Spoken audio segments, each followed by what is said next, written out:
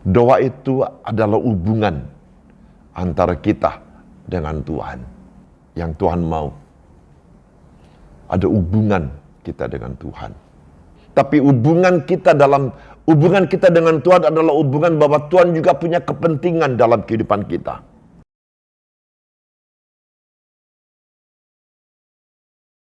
Shalom Bapak Ibu.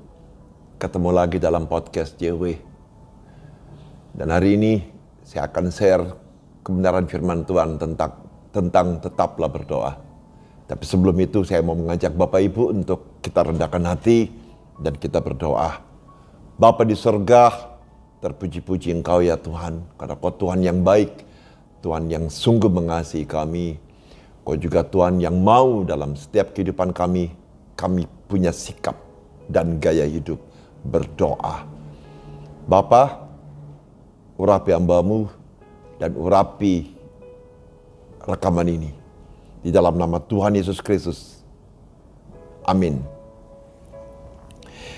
Yang kekasih dalam Tuhan, hari ini kita akan share kebenaran firman Tuhan tentang berdoa.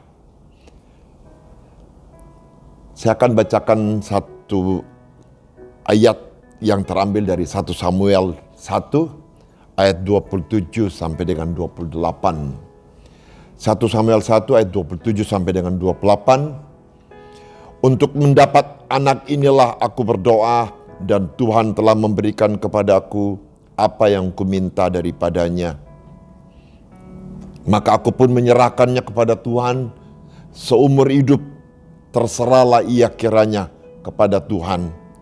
Lalu sujudlah mereka di sana menyembah Tuhan.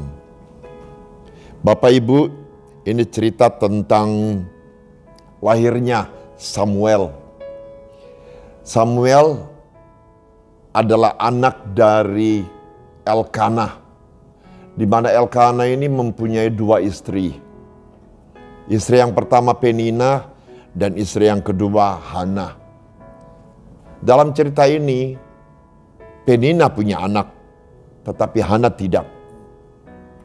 Nah, setiap tahun ketika Hana, Penina bersama dengan Elkanah mereka pergi ke rumah Tuhan. Mereka mempersembahkan persembahan dan dibagi sesuai dengan apa yang dilakukan oleh Elkanah. Ia memberikan satu bagian kepada Hana yang tidak punya anak.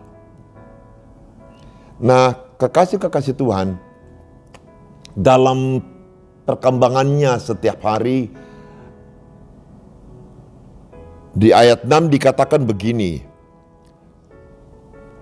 tetapi madunya selalu menyakiti hatinya supaya ia gusar, karena Tuhan telah menutup kandungannya. Dalam ayat ini jelas dikatakan bahwa Hana telah tertutup kandungannya. Dan konsekuensinya dia pun disakiti hatinya oleh Penina, istri yang kedua. Nah, kekasih-kekasih Tuhan, tapi mari kita lihat apa yang menjadi kesedihan atau kerinduan hati daripada Hana. Dan dikatakan dalam 1 Samuel 1 ayat 17. 1 Samuel 1 ayat 17 bilang begini Bapak Ibu. Ketika Eli dapati si Hana berdoa seperti orang yang mabuk, sampai dia berkata kepada Hana, pergilah dengan selamat dan Allah Israel akan memberikan kepadamu apa yang engkau minta daripadanya. Karena Eli melihat bahwa Hana ini sungguh-sungguh meminta anak kepada Tuhan. Dan ayat 1 Samuel 1 ayat 20, Apa yang menjadi kerinduan daripada Hana itu dijawab Tuhan. Ayat 20 mengatakan, maka setahun kemudian mengandunglah Hana dan melahirkan seorang anak laki-laki. Ia menamai anak itu Samuel, sebab katanya, aku telah memintanya daripada Tuhan. Kekasih-kekasih Tuhan, kita tahu bahwa akhirnya Hana mempunyai anak namanya Samuel, dan kita tahu siapa Samuel. Samuel adalah seorang nabi di zaman-zaman itu. Nah, Bapak Ibu, tidak ada cara lain bagi kita untuk menghampiri Tuhan selain berdoa. Dan tidak ada alasan lain bagi kita untuk berdoa selain bahwa kita butuh Tuhan. Kita sangat butuh campur tangan Tuhan dalam kehidupan kita. Karena kita adalah orang-orang yang manusia yang diciptakan Tuhan, yang bergantung kepada Tuhan. Karena tanpa Tuhan, dikatakan firman Tuhan, kita tidak dapat berbuat apa-apa. Dalam Kejadian 2 ayat 7 dikatakan demikian. Ketika itulah Tuhan Allah membentuk manusia itu dari debu tanah dan mengembuskan napas hidup ke dalam hidungnya. Demikianlah manusia itu menjadi makhluk yang hidup.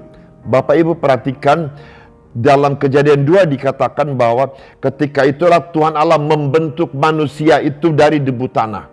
Kita adalah bentukan dari tangan Tuhan. Dan kita boleh hidup karena Allah mengembuskan napas hidup ke dalam hidung kita. Dan that's why kita disebut makhluk yang hidup. Nah, napas hidup yang diberikan, dihembuskan Allah kepada kita itu disebut nismat kayyim. Allah menempatkan rohnya ke dalam kehidupan kita. That's why Bapak Ibu, Allah juga memiliki kepentingan atas kehidupan kita. Dalam Yakobus 4 ayat 5 dikatakan begini, janganlah kamu menyangka bahwa kitab suci tanpa alasan berkata, roh yang ditempatkan Allah di dalam diri kita diingininya dengan cemburu. Roh yang Tuhan tempatkan dalam hidup kita, Allah berfirman itu diingininya dengan cemburu. Oleh karena itu kekasih-kekasih Tuhan, hubungan kita dengan Tuhan bukan sekedar hubungan satu pihak di mana kita datang kepada Tuhan meminta apa yang kita mau. Tapi hubungan kita dengan Tuhan adalah hubungan bahwa Tuhan juga punya kepentingan dalam kehidupan kita. That's why doa itu harus menjadi hubungan timbal balik. Doa itu harus menjadi percakapan antara dua pihak. Manusia dengan penciptanya. Harus ada interaksi antara manusia dengan Tuhan. Harus ada dialog-dialog. Dalam Roma 8 ayat 26 dikatakan, demikianlah juga roh membantu kita dalam kelemahan kita, sebab kita tidak tahu bagaimana sebenarnya harus berdoa, tetapi roh sendiri berdoa untuk kita kepada Allah dengan keluhan-keluhan yang tidak terucapkan. Kekasih-kekasih Tuhan, Allah menempatkan rohnya dalam kehidupan kita. Dan dikatakan dalam Roma 8 ayat 26, roh itulah yang berdoa dengan keluhan-keluhan yang tidak terucapkan. Ada hal-hal yang kita tidak mengerti. Dan cuman roh Allah yang ada di dalam kehidupan kita, itulah yang mengerti tentang kehendak Allah. Dari peristiwa Hana, ketika dia berdoa kepada Tuhan dengan berkeluh kesah, dia menangis, dia berseru kepada Tuhan, dan Tuhan menjawab doanya. Ada hal yang kita belajar dari Hana. Yang paling pertama, kita harus berdoa kepada Tuhan, kepada pencipta kita. Karena dia yang memberi hidup kepada kita.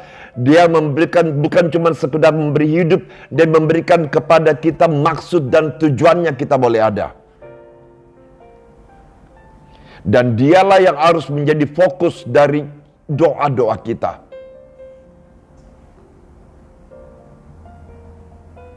Bahwa setiap atau segala sesuatu yang terjadi dalam kehidupan kita, Bukan karena kita mau, tapi karena Tuhan mau. Oleh karena itu, dalam doa kita, Tuhan yang harus menjadi tujuan, Tuhan yang harus menjadi fokus. Dan yang kedua, kekasih-kekasih Tuhan, sikap doa kita. Sikap doa kita bukan pada saat kita berdoa saja, tapi sikap hidup itu adalah sikap di mana kita, apa yang kita lakukan setiap hari. Gaya hidup kita itu sangat menentukan.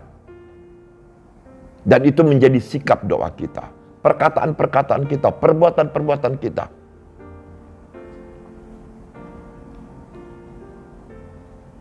Daniel mengajar kita tentang bagaimana harusnya kita punya gaya hidup berdoa. Dalam Daniel 6 ayat 10 dikatakan begini, demi didengar Daniel bahwa surat perintah itu telah dibuat, pergilah ia ke rumahnya, dalam kamar atasnya ada tingkap-tingkap yang terbuka ke arah Yerusalem. 3 kali sehari ia berlutut, berdoa serta memuji Allahnya seperti yang biasa dilakukannya. 3 kali sehari ia berlutut, berdoa, serta memuji Allahnya. Perhatikan baik-baik, seperti yang biasa dilakukannya. Kekasih-kekasih Tuhan, Bapak Ibu, bukan cuma sekedar menangis, berdoa, berseru, meratap, tetapi gaya hidup di mana kita berdoa kepada Tuhan itu harus menjadi frekuensi yang kita mungkin akan terus lakukan. Dikatakan 3 kali sehari. Dalam Lukas 1 ayat Lukas 18 ayat 1 dikatakan, saya bacakan Bapak Ibu, Lukas 18 ayat 1. Lukas 18 ayat 1 mengatakan demikian. Yesus mengatakan suatu perumpamaan kepada mereka untuk menegaskan bahwa mereka harus selalu berdoa dengan tidak jemu-jemu. Dalam ayat 7 dikatakan, tidakkah Allah akan membenarkan orang-orang pilihannya yang siang malam berseru kepadanya? Dan adakah ia mengulur-ulur waktu sebelum menolong mereka? Kekasih-kekasih Tuhan, yang Tuhan mau adalah ketika berdoa, kita berdoa siang dan malam. Dikatakan Daniel 3 kali sehari dia berdoa kepada Tuhan.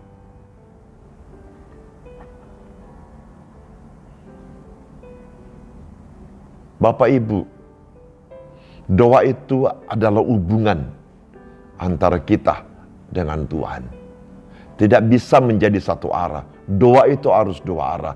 Ada saat-saat di mana ketika kita harus meminta, kita minta. Ada saat-saat di mana kita mengucap syukur akan kebaikan Tuhan. Tapi ada saat-saat di mana Tuhan juga mau kita diam dan kita dengar suaranya. Sebelum saya tutup, ada satu ayat yang saya mau sampaikan buat Bapak Ibu. Efesus 3 ayat 20.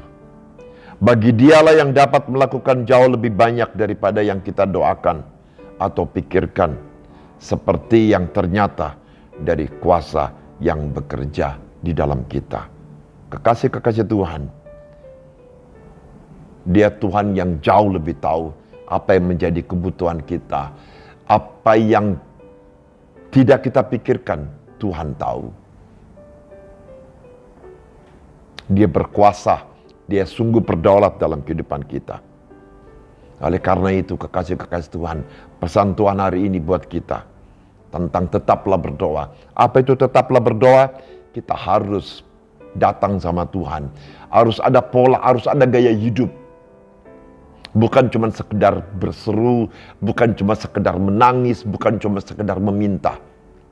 Tapi itu menjadi pola hidup kita setiap hari. Bukan cuma sekedar doa makan.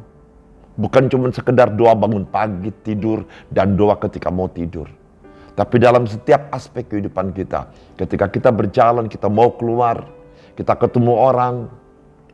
Doa juga tidak selalu harus bahwa doa bersikap sempurna seperti biasanya orang berdoa. Tapi doa itu berbicara kepada Tuhan. Doa itu dialog kepada Tuhan. Doa itu bertanya kepada Tuhan. Doa itu diam ketika Tuhan mau berbicara atas kita.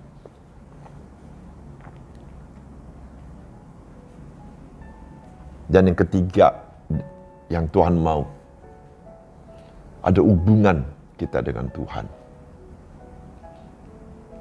Harus ada dialog antara kita dengan Tuhan. Kita harus selalu terhubung dengan Tuhan. Kita harus intim dengan Tuhan. Karena Dia penciptanya kita. Kita dijadikan oleh Tuhan karena Tuhan punya maksud. Oleh karena itu Bapak Ibu, hari ini saya mengajak Bapak Ibu, kalau ada di antara Bapak Ibu yang mungkin bolong-bolong dalam berdoa, mari di kesempatan ini kita janji sama Tuhan, kita mau lebih lagi untuk bukan cuma sekedar berdoa, tapi kita mau bangun hubungan dengan Tuhan. Dalam setiap perilaku hidup kita, itu menjadi doa kita kepada Tuhan. Itu menjadi ucapan syukur kita kepada Tuhan. Kalau Bapak Ibu setuju dengan saya, mari rendahkan hati, saya mau berdoa buat Bapak Ibu. Bapa di sorga, terima kasih. Kau Tuhan yang baik, Kau Tuhan yang sayang sama kami, Kau Tuhan yang punya maksud, Kau Tuhan yang menempatkan roh-Mu dalam kehidupan kami. Sehingga Kau juga Tuhan yang mengingini roh-Mu ya Tuhan. Oleh karena itu kami mau, biar hidup kami juga melekat kepada Tuhan. Hamba-Mu berdoa untuk anak-anak-Mu ya Tuhan, yang menyaksikan recording ini. Bapa di sorga, biarlah ke depan mereka semakin mengasihi Engkau. Mereka terus membangun hubungan dengan Engkau ya Tuhan. Mereka semakin intim. Mereka mau terus untuk melakukan yang namanya gaya hidup berdoa. Mereka juga mau memuji dan menyembah Engkau menjadi suatu pola dalam hidup mereka ya Tuhan. Hamba-Mu berdoa, berikan mereka terus senantiasa hikmat-hikmat-Mu, pengertian-Mu. Dan juga Tuhan, apapun yang menjadi suruhan mereka minta tolong, Tuhan Kau jawab. Terima kasih Bapa, hamba-Mu percaya setiap doa-doa kami mulai hari ini tidak akan pernah kembali dengan sia-sia. Tuhan melakukan dalam kehidupan kami. Dalam nama Yesus, sama-sama katakan, amin.